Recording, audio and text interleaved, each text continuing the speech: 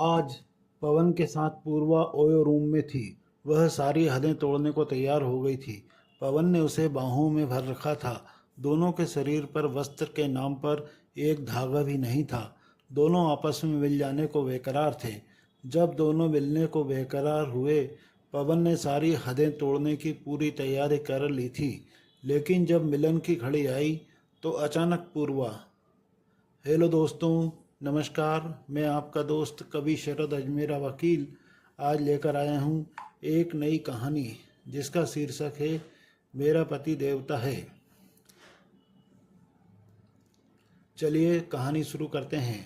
आज हम आपके लिए पति पत्नी के दिल को छू लेने वाली कहानी लेकर आए हैं। पसंद आए तो इसे अपने दोस्तों के साथ शेयर जरूर करिए। पवन, मैं आ रही हूँ, तुम मेरा इंतज़ार करना, कहते हुए पूर्वा ने फ़ोन रखा ही था कि उसे कुणाल की आवाज़ सुनाई दी। किससे बात हो रही है और कहाँ जाने की तैयारी है? कुणाल ने उसके बगल में बैठते हुए पूछा। कुछ नहीं, बस एक सहेली से मिलने का प्रोग्राम बना रही थी, पूर्वा ने झूठ बोला। कुणाल ने पूर्वा के बालों को सहलाते हुए कहा, अच्छी बात है, दोस्तों से मिलते रहना चाहिए, रिश्तों में गर्माहट बनी रहती है। पूर्वा कुणाल ने पूर्वा का हाथ अपने हाथ में लेकर कहा, मैं भले ही कभी यह न जता सकूं कि मैं तुमसे कितना प्यार करता हूं, पर मैं जानता हूं कि तुम जानती हो कि तुम ही मेरे जीवन की शक्ति हो। तुम ही मेरा घर, तुम ही मेरा परिवार, साहस, सब कुछ तुम ही हो।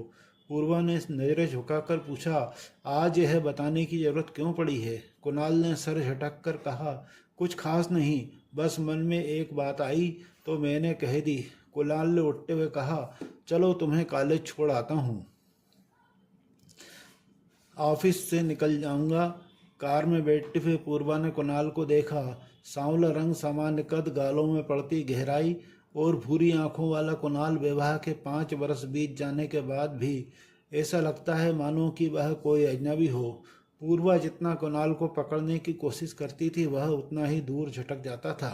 जितनी बार वह यह सोचती कि अब वह कुणाल को पूरी तरह से जानने लगी है, उतनी ही बार कुणाल का व्यवहार उसे चौंका देता था। ठीक शादी के बाद की पहली रात की तरह जब वह दुल्हन बनी सहमी सिट्टी अपने पति का इंतजार कर रही थी और कुणाल ने आते ही कहा था, पूर्वा तुम कपड़े बदल लो, थक गई होगी। पूर्वा चौंक पड़ी थी। हिंदी फिल्मों में देखी गई सुहागरात की तरह वह अपने मन में न जाने क्या क्या सपने संजोए बैठी थी। कुणाल ने आगे आकर कहा, तुम मुझे गलत न समझना पूर्वा, पर हमारी शादी इतनी जल्दी में हुई है कि मुझे तुम्हें जानने और समझने का मौका ही नहीं मिला है। इसलिए मैं चाहता हूँ कि पहले हम एक दूसरे को ठीक तरह से जान लें, समझ लें, फिर पति पत्नी का रिश्ता कायम करें। पूर्वा को कुणाल की बात तर्कपूर्ण लगी, फिर भी वह चौंक तो गई ही थी। फिर शादी के 6 माह बाद उन दोनों की सुहागरात मनी। पूर्वा कहाँ खो गई हो? कॉलेज आ गया। कुणाल ने उसे हिलाया तो वह अतीत के घेरों से निकल पड़ी। गाड़ी से उतरकर वह अंदर जाते ही प्रोफेसर रक्षा ने उसका रास्ता रोककर पूछा, आज पवन जी नहीं आए क्या? आज हमें जाना है, पूर्वा ने कहा तो रक्षा उसे एकटक देखती ही रह गई। पूर्वा, क्या कह रही हो तुम? तुमने कुणाल को छोड़ने का फैसला कर लिया है क्या? हाँ, और मैं जानती हूँ कि इससे कुणाल को कोई फर्क नहीं पड़ने वाला, पूर्वा ने कहा। तुम शायद आज तक कुणाल को समझ ही नहीं पाई पूर्वा। तुम बड़ी किस्मत वाली हो कि तुम्हें ऐसा पति मिला है और तुम हो कि उसे ठोकर मार रही हो। पूर्वा के मन में रह रहकर रक्षा की बात कौंध रही थी। क्या मैं सचमुच आज तक कुणाल को समझ नहीं पाई? पर मैंने कोशिश तो पूरी की थी एक अच्छी पत्नी बनने की। कुणाल सचमुच ही अलग था। वह पूर्वा को अपना दोस्त मानता था और अपनी निजी स्वतंत्रता बनाए हुए उसे भी निजी स्वतंत्रता देना चाहता था। पर पूर्वा के संस्कारों में यही बात खटकती थी कि वह एक ऐसे परिवार से आई थी जहां पति को ईश्वर का दर्जा दिया जाता था। उनकी हर बात को बिना किसी प्रतिवाद से माना जाता था। पूर्वा को भी एक ऐसा ही पति चाहिए था जो उसे रोके टोके, उसके नखरे उठाए, उससे झगड़ा करे। पर कुणाल इससे भिन्न था। ऐसा नहीं था कि वह पूर्वा की ज़रूरतों का ख्याल नहीं रखता था या उससे प्यार नहीं करता था, पर कुछ तो ऐसा था जो पूर्वा को हमेशा से खटकता था।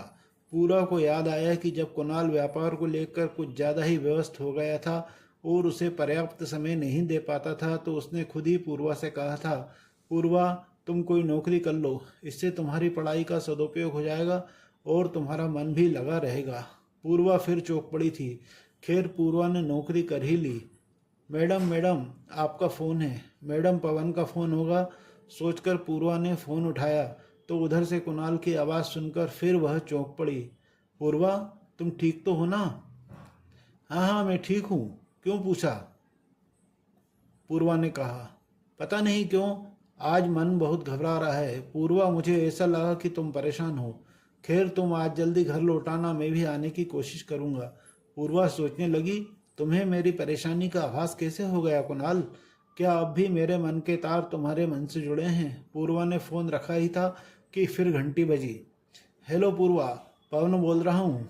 तुम 4 बजे तक एयरपोर्ट पहुँच जाना, मैं तुम्हें वहीं मिलूँगा। पूर्वा ने पूछा, तुम कहाँ हो? मैं घर पर हूँ।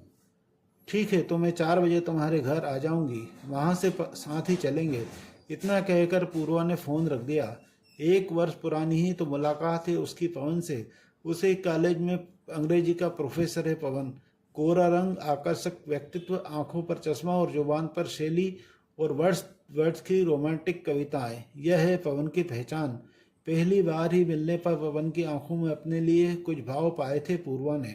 पवन से मिलकर पूर्वा को यह एहसास हुआ था कि 30 का आंकड़ा पार करने के बाद भी वह सुंदर और आकर्षक है। पवन हर उस बात में माहिर था जिसकी तमन्ना पूर्वा को हमेशा रहती थी। वह पवन के चुंबकीय आकर्षण में खिंचती जा रही थी। एक बार पवन ने पूर्वा को घर छोड़ने आया था, तब कुणाल से उसकी मुलाकात हो गई थी।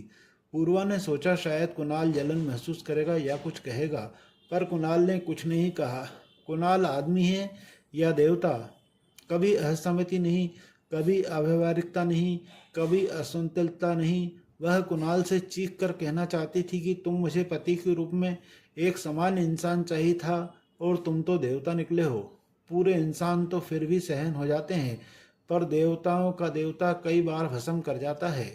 इस घटना के बाद न जाने किस कुंडल में पूर्वा के कदम पवन की ओर बढ़ते ही चले गए थे। घंटों पार्क में बैठे बतियाते रहना, अक्सर रेस्टोरेंट में खाना उनकी दिनचर्या हो गई थी। और ऐसे ही एक दिन जब दोनों किसी होटल में बैठे कॉफ़ी पी रहे थे तो अचानक कुणाल किसी के साथ वहां आ गया था। पवन उसे देखकर सकपका गया, पर कुणाल उसके पास आकर सामान्य स्वर में बोला, अकेले अकेले कॉफ़ी पी रहे हो? पवन बहुत बुरी तरह से झेप गया था। आइए बैठिए ना, कुणाल ने हंसते हुए कहा। अरे नहीं, मैं तो मजाक कर रहा था, मैं रुक नहीं पाऊंगा, जरा जल्दी में हूँ। कहते हुए कुणाल तेजी से वहां से निकल गया। पवन ने एक लंबी सांस लेते हुए पूर्वा से कहा, आज तुम्हारी खैर नहीं है पूर्वा। तब पूर्वा ने व्यंग से होंठ टेढ़े करते हुए कहा, कुणाल मुझसे कुछ नहीं कह गया, उसे इस सब से कोई फर्क नहीं पड़ता है।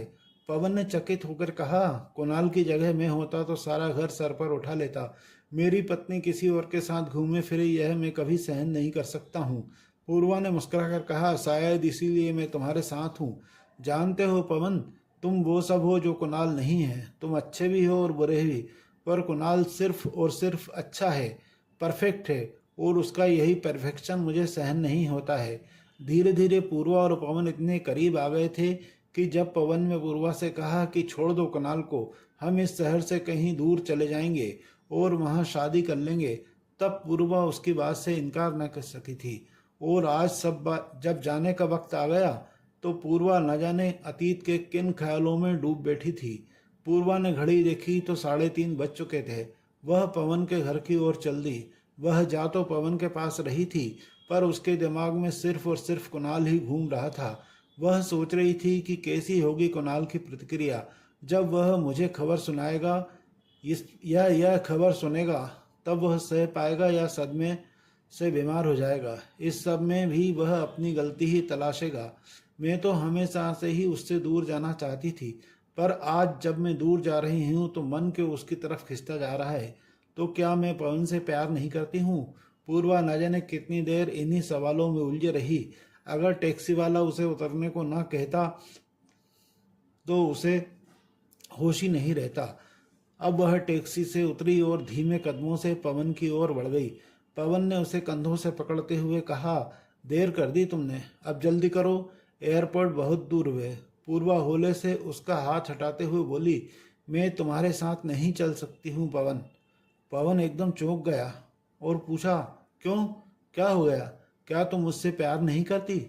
पूर्वा ने विरक्त सी हंसी हंसते हुए कहा, प्यार पता नहीं पहले भी करती थी कि नहीं। पवन चौंक पड़ा, क्या कह रही हो तुम? पर पवन की बात को अनसुना करते हुए पूर्वा अपनी ही रो में कहे जा रही थी, कुणाल के अहम को चोट पहुंचाने के लिए, उसकी भावनाओं को तकलीफ पहुंचाने के लिए मैं अपनी सारी हदें पार करने वाली थी। पर आज जब सच में जाने का वक्त आया तो ऐसा लग रहा है कि कुणाल ने मेरी जड़ों को बहुत गहरे में कहीं थाम रखा था, जिसके कारण ही मेरी शाखाएं पवन को छू पा गई, उन्हें प्यार कर पाई। और फिर न जाने क्यों अब मुझ में यह घमंड आ गया कि मैं अपनी जड़ों के बिना भी जी सकती हूँ। पर आज जब जड़ों से बिछड़ने का समय आया तो पता चला कि मेरी सब शाखाएं इन जड़ों से ही है, इनके बिना मेरा कोई अस्तित्व नहीं है। तुम मुझे माफ़ कर देना पवन, मैं अपनी जड़ों यानी कुणाल से बिछड़कर नहीं रह सकती। मैं तुम्हारा भी धन्यवाद करना चाहती हूँ, क्योंकि तुम्हारे ही कारण मैं कुणाल को जान पाई हूँ। अलविदा पवन। इतना कहकर पवन को अचंभित सा छोड़कर पूर्वा वहां से चली गई। घर पहुंचकर पूर्वा ने देखा कि सारा कमरा उसकी पसंद के जरबेरा और रजनीगंधा के फूलों से सजा हुआ है और कुणाल बेचैनी से कमरे में टहल रहा है। पूर्वा को आया देख कुणाल ने आतुरता से उसे अपनी बाहों में भर लिया। कुणाल से इस तरह का व्यवहार अनपेक्षित था पूर्वा के लिए। कुणाल पूर्वा के गाल, माथे, आंखों और होठों को बेतहाशा चूमते हुए कह रहा था, मैं जानता था कि तुम लौट आओगे पूर्वा, तुम मुझे यूं अकेला छोड़कर नहीं जा सकती हो। पूर्वा सहम गई। तो क्या तुम सब जानते थे? उसने कांपते स्वर से पूछा। कुणाल ने कहा, हाँ, आज सुबह मैंने तुम्हारी सारी बातें सुन ली थी। पूर्वा की आंखों से आंसू बह रहे थे। उसने कुणाल के हाथ थामकर पूछा, तो तुमने मुझे रोका क्यों नहीं? क्या इतना भी अधिकार नहीं समझते हो तुम मुझ पर? कुणाल ने उसका चेहरा अपने हाथों में भरते हुए कहा, चाहता था कि रोक लूं, फिर लगा कि अगर तुम्हें जाना ही है तो मेरे रोकने का क्या फ़ायदा। और मैं तुम्हें खुश देखना चाहता था। चाहे जिस तरह से तुम खुश रहो, चाहे जिसके साथ खुश रहो, मैं राजी था। पर सच कहूँ पूर्वा, मैं तो बहुत डर गया था। अगर तुम सचमुच चली जाती तो मेरा क्या होता? अब मैं कोशिश करूँगा अपने को बदलने की। ठीक है, वैसा ही जैसा ही तुम चाहो। पूर्वा ने मुस्कुराकर कुणाल का माथा चूमते हुए कहा, नहीं, तुम्हें बदलने की जरूरत नहीं है। मुझे तुम वैसे ही स्वीकार हो जैसे तुम हो, निश्चल बच्चे की तरह। गलत तो मैं थी जो समझ न सकी। तुम मुझे माफ़ करो। आगे कुछ कह न सकी। कुणाल ने उसके होठों पर अपने होठ रख दिए। आज उन दोनों का शारीरिक मिलन इस तरह से हो रहा था जैसे जिंदगी में पहली बार मिले हों या आज उनकी सुहागरात हो। धीरे धीरे इसी तरह से उससे प्यार करते करते कुणाल पूर्वा के शरीर में समा गया और दोनों मदहोश होकर एक दूसरे में समा गए। सुबह उनकी नींद देर से खुली। अब दोनों की समझ में आ गया था और एक दूसरे की कदर करके जीवन गुजार रहे थे। सच है मेरे दोस्तों, जीवन की गाड़ी के दो पहिए के रूप में पति पत्नी होते हैं और दोनों पहिए बैलेंस बनाकर चलेंगे तो ही गाड़ी बिल्कुल सही चलेगी। जरा सी अनबैलेंस हुई तो विश्वास का बैलेंस टूटा तो गाड़ी डगमगा जाती है।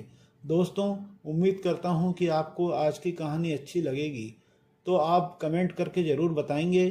वीडियो लाइक और चैनल सब्सक्राइब करें और अधिक से अधिक अपने सारे ग्रुपों में शेयर करें।